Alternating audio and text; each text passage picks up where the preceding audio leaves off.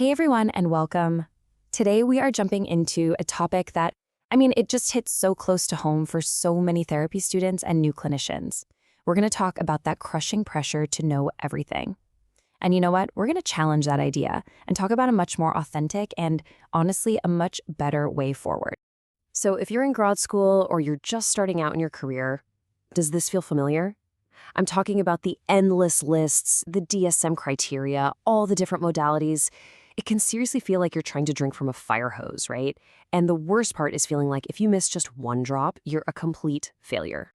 Okay, so first up, let's just name the beast. Let's talk about the memorization trap.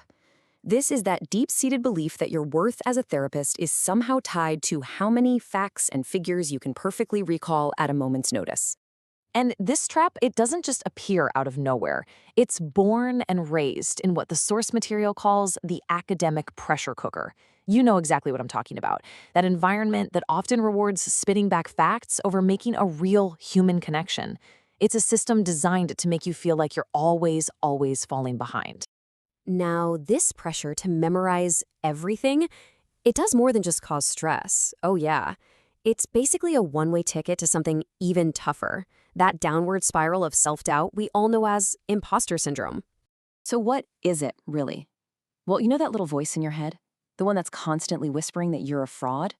That you've just been lucky, you fooled everyone, and any second now, you're going to get found out. That's it. It lives in that painful gap between what you think you're supposed to know and what you feel you actually know. And boy, does it create a nasty, vicious cycle. It all starts with that pressure to know it all. Then you inevitably hit a wall, you find a gap in your knowledge, which, by the way, is completely and totally normal, but instead of seeing it as normal, it triggers that I'm a fraud feeling. So what do? You overcompensate. You try to memorize even more, which just dials up the pressure, and around we go.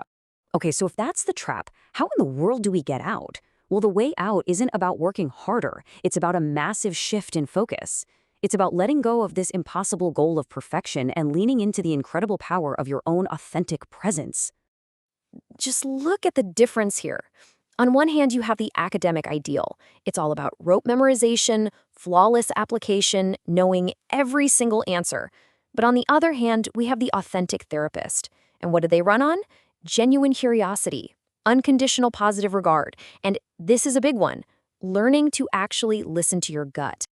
And that's the whole point, isn't it? These are the things that really matter. Your ability to sit with a client with warmth and zero judgment, your genuine curiosity about who they are, and your own intuition. Trust me, those are so much more powerful than nailing every single therapeutic approach perfectly. But I know what you might be thinking. Okay, this all sounds really nice, but I need to be effective. Does this stuff actually work? Well, I am so glad you asked because this is where the source material gives us some incredibly reassuring proof. Yep, we're talking about the nerdy data, the kind of data that offers some serious relief and validation. And honestly, this is a total game changer. Okay, look at this. Just look at it. Research consistently shows that early career therapists are pretty much just as effective as their super experienced colleagues. Look how ridiculously close those outcomes are. It's not about the number of years under your belt. It's about the quality of the human connection you build. Your presence matters so much more than your perfection. Which brings us to the big takeaway here. It's time to start trusting your gut. It's about finally giving yourself permission to embrace those innate therapeutic instincts, the very ones that brought you to this work in the first place. This is really the heart of the message. The goal isn't to become some perfect robot that can recite theories on command. The goal is to be a human, present and connected with another human. That is your greatest tool. So, the next time that imposter syndrome starts creeping in, I want you to remember this data. Remember that your presence is infinitely more powerful than your perfection. You don't have to know everything to change someone's life for the better. You are already doing it. You're already more effective than you think. So I'll just leave you with this question to chew on. What if your greatest, most powerful therapeutic tool isn't actually found in a textbook? What if you stopped searching for all the answers out there and started trusting the wisdom you already have right inside you? What could that change for you and for your clients?